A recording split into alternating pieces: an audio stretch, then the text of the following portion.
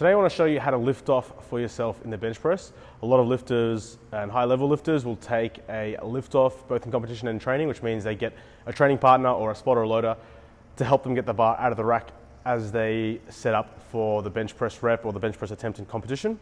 Although there are also many lifters that choose to lift off for themselves, so they don't take a handout. I'm one of those people, and there are many high level lifters, much better than me, who are similar examples. So today I want to take you through how to do that for yourself. Even if you do take a lift off, it's a useful skill to have anyway, because it can be a bit impractical to have someone give you a handout every single bench set you ever do. And you might only choose to take that handout when you're doing maybe 90% plus, but for the rest of your training you do it on your own. So again, it's still a very useful skill to have. The first mistake that I see lifters often make is that they set up too far down the bench. The common wisdom is that you want to set up so that the bar is over your eyes. And while that's a good place to start for most people that are learning bench press, as you become more consistent and more advanced and more honed in with your skills, you actually want to set up a little bit higher up the bench so that the bar starts over your nose or even over your mouth. This is going to reduce the distance that the bar has to move as the bar comes out of the rack before it gets into the starting position before your rep. The less distance the bar has to move to get out of the rack and into the start position, the less chance there is for you to lose your shoulder position and to lose your general stability. The other reason why this is really important is that the further down the bench you are, the further over your own head you have to reach to grab the bar. So for example, if I'm lying here and the bar is over my eyes, in order for me to grab the bar, my arms have to be up here over the plane of my shoulder. And with this shoulder flexion comes shoulder elevation, which means your shoulders like shrug up. And you spend so much time and effort setting up your bench press position so that your shoulders are retracted and depressed, only to lose it as soon as you reach up over your head. So really important, we get our body really high up the bench. When we are in the correct position, it's important that we set up so that the bar is not at the back of the rack like this, but instead the bar is towards this part of the rack. Okay, so we want the bar to be to the front of the hook.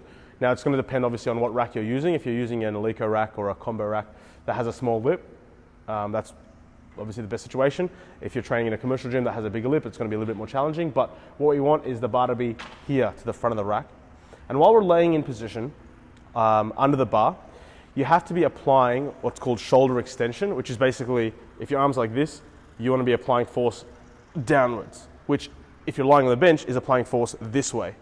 And you want to be applying force this way, so that way any slack that's in the rack comes out of it like this. You're pulling this way. And this is important for a number of reasons. One of them is it helps engage your lats. But the second thing is that it means that as soon as the bar clears the lip, it pops straight out of the rack and it comes over your chest and shoulders. You don't want to press the bar to the rack as much as you want to pull the bar to the rack. It's something you might have heard before. The last thing I want to say about this before I demonstrate is that it can be useful to think about having your elbows tucked in as you do this, and it's almost like a skull crusher or like a straight bar skull crusher or a straight bar French press.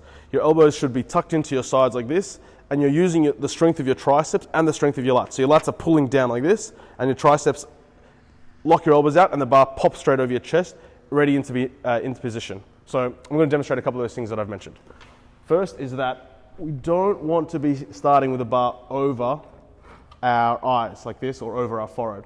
So again, you can imagine that if this was the position that you're starting in, when we go to lift off, your shoulders are going to have to shrug up like this, and you're going to have to lift off quite far. And you'll notice the distance from the bar to the rack is, I don't know, maybe 20 centimeters, so 8 inches or so. Instead, we want to set up so that our eyes are behind the bar and the bar's more over our mouth. And you can see from there, the bar's maybe over my mouth, maybe even over my chin, and the lift off becomes a lot shorter. Okay. The next thing, as I said, is that we don't want the bar to be back of the rack, we want the bar to be front of the rack. And we need to be applying pressure this way. So what I like to do is I like to set up maybe a centimeter or two down the bench from where I'm going to actually end up. And using the strength of my lats, I'm going to pull myself up the bench like this. And what you can see is I'm using my lats to pull myself up the bench like this. My elbows aren't flared out like this. My elbows are kind of tucked, actually. They're tucked like this. So when I'm in position, I can simply lock my triceps, and the bar comes straight up into position. Now obviously there's going to be situations where sometimes you might slide up too high up the bench and you don't have enough space between the rack and the bar, and mid-set you might clip the rack or it might throw you off like that. That's totally normal and it happens sometimes, and it's like a risk you have to be willing to take if you want to take on the skill of lifting off for yourself. Obviously if you've got a lift-off person, you can afford to be 5 centimeters further down the bench, but without a lift-off you have to be a lot further up the bench. And as you improve and as your skill hones in, those mistakes will iron out and will become less prominent. It obviously makes sense that if possible, try to train on the rack that you're going to be using in competition so that you can find a consistent groove and a consistent position so that you're not making this mistake. Now another useful point that you can make is that as you lift the bar off the rack, it can be useful to have your hips off the bench. So you're like using your glutes and your legs to bridge your hips up off the bench so that the angle between your arms and your torso is like reduced, and it'll make the lift off a lot easier. And once the bar comes out, you can set your hips back on the bench. This is another very common technique that you'll see lifters use.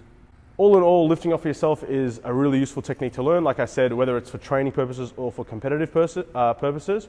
One common thing that I hear people say is that they would never want a bench attempt in comp to be ruined by a poor lift off. Most spotters and loaders are quite good, but there is the occasional time that a mistake happens and they'd rather take on that responsibility for themselves. I know I feel that myself, which is why I choose to lift off for myself. It's a useful skill to have for both training and competition, so I would recommend you learn it and practice it for yourself. And let me know if you've got any questions or comments or insights into your own experience with lifting off for yourself on the bench. Cool. Stop. Would you like to demonstrate your hips up? Yeah, I will do some clips like that now.